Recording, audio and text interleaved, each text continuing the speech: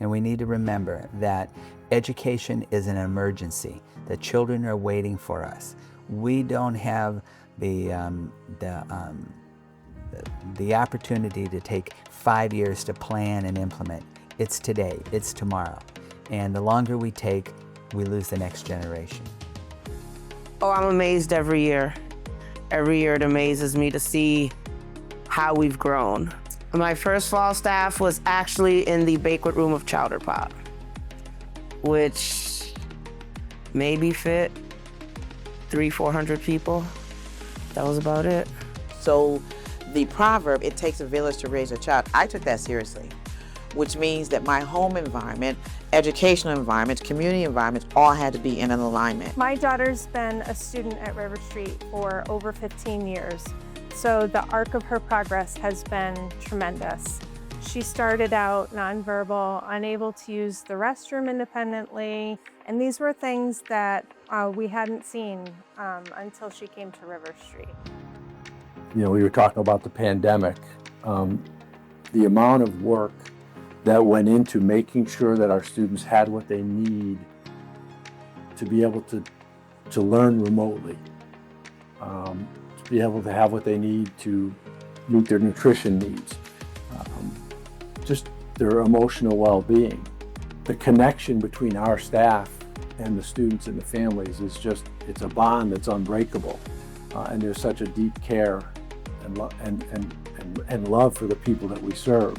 But you can experiment at CREC, and you can push the envelope of how we deliver public education by being creative, by staying on the cutting edge, by always being one step ahead of the game.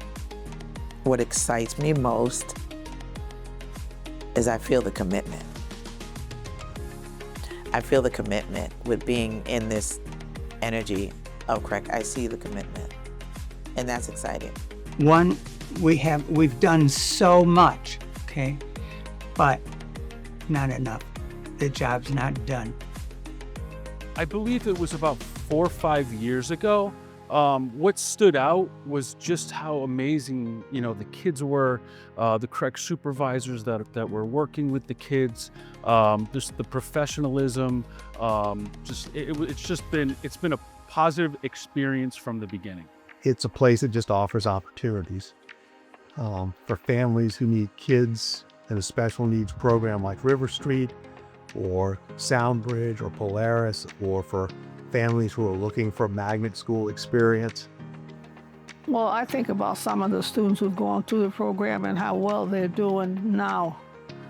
And that gives me a lot of joy to know that I was part of their life, because I was in the program and they were in the program, and they've done so well. Well, I remember CREC was different because when I walked in the door, just the diversity I saw. It was the most diverse environment that I had been in my life yet so far, especially my professional careers. When Hurricane Maria happened in Puerto Rico, in the Caribbean, and we opened the relief center, that was another magical moment. I mean, we had lots of magic around here. We had, I can't remember the number, but we served hundreds of families who came in.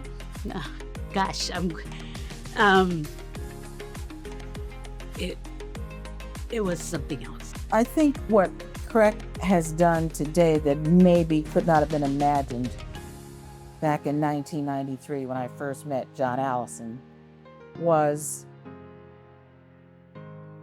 to become a voice for families and for children, regardless of their zip code, to offer them a quality education. Congratulations on your 60th anniversary. So glad you've made it. So glad you've kept the spirit of CREC as an organization, the culture and beliefs of CREC as an organization, and are acting in at that capacity. Have a wonderful 60th anniversary.